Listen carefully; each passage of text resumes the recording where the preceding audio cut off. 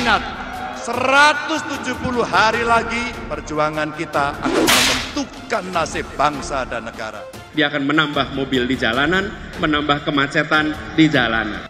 Bahkan kalau bicara tentang kemacetan, kontribusi pemerintah dalam kemacetan di Jakarta itu kurang dari 7%. Mulai hari ini akan kita seruduk sekuat-kuatnya sekat-sekat penghambat kemajuan negara. Tapi bila ini ada masalah, saya juga kadang-kadang heran, kenapa sering ditanyakan ya, apa ada masalah ya sebetulnya gitu.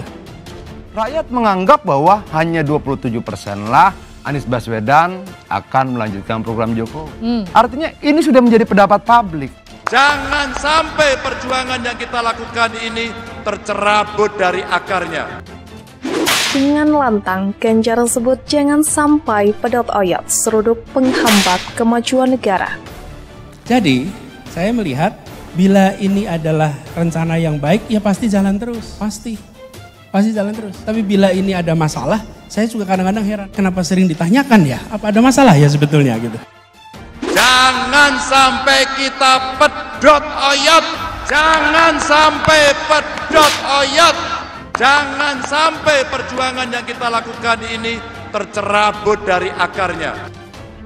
Rakyat menganggap bahwa hanya 27% lah Anies Baswedan akan melanjutkan program Jokowi. Artinya ini sudah menjadi pendapat publik. Ketika kendaraan pribadi berbasis listrik, dia tidak akan menggantikan mobil yang ada di garasinya. Dia akan menambah mobil di jalanan, menambah kemacetan di jalanan.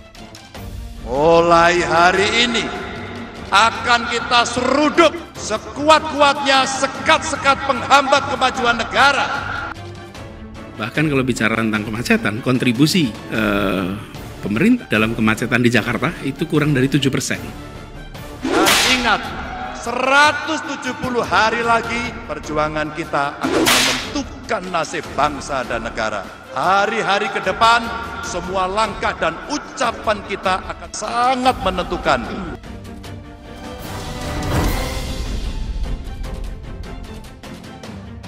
Bakal calon presiden dari PDIP Ganjar Pranowo menyampaikan orasi politik di perhelatan apel siaga pemenangan pemilu 2024 di Semarang, Jawa Tengah, Jumat 25 Agustus malam. Ganjar membakar semangat para kadernya dengan orasi yang menggebu-gebu di apel konsolidasi tersebut. Dalam orasinya, Ganjar memamerkan keberhasilan kinerja Presiden Joko Widodo selama menjabat sebagai orang nomor 1 di Indonesia 2 periode.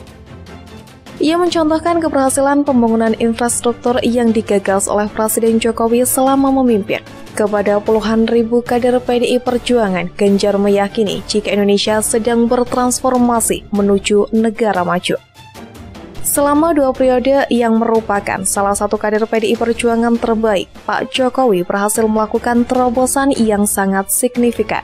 Jelas Ganjar di Stadion Jatidiri Semarang, Jumat 25 Agustus. Melihat hal tersebut, Ganjar pun meminta kepada para kadernya agar tidak pedot oyot atau tercabut dari akarnya, memiliki makna yang jangan lupa asal-usulnya atau setia.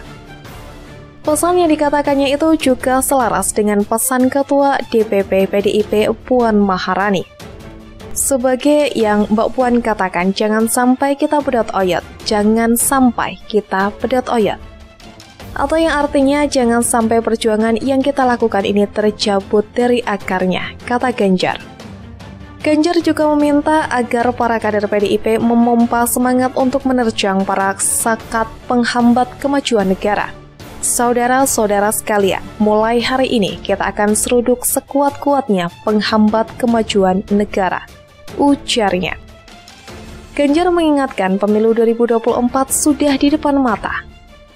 Menurutnya, perjuangan yang dilakukan kader PDIP akan menentukan nasib bangsa Indonesia ke depan. Ingat, 170 hari lagi perjuangan kita akan menentukan nasib perjuangan kita dan bangsa. Menurutnya, perjuangan yang dilakukan kader PDIP akan menentukan nasib bangsa Indonesia ke depan. Ingat, 170 hari lagi perjuangan kita akan menentukan nasib perjuangan kita dan bangsa. Hari-hari ke depan, semua langkah dan ucapan kita akan sangat menentukan, ujarnya.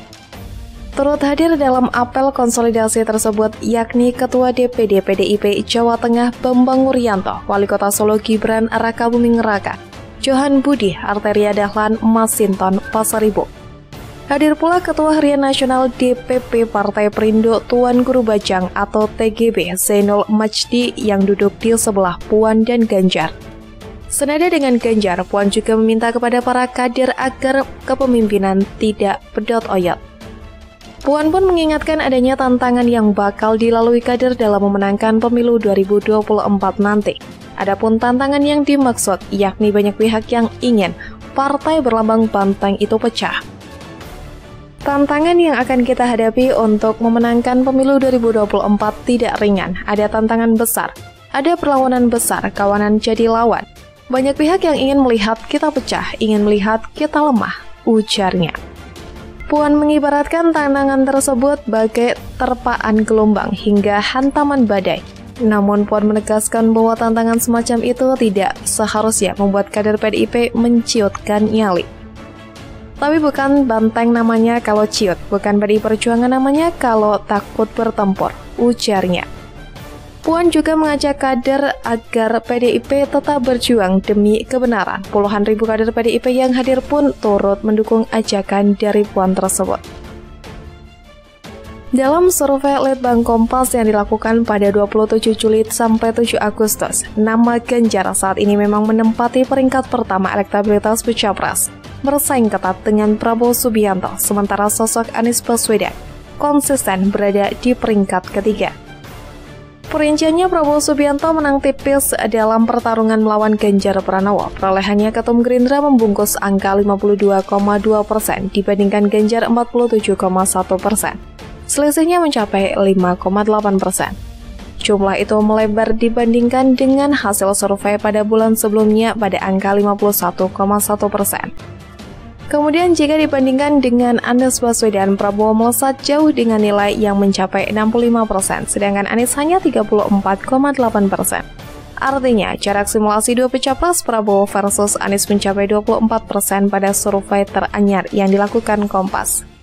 Sementara, mengacu data yang sama, Ganjar justru unggul 60,1% dibandingkan Anies. Bahkan dalam hasil survei mulai dari Januari, Juni, Oktober 2022 hingga Januari, Mei, dan Agustus 2023, Anies tidak pernah mengungguli Ganjar dalam survei tersebut.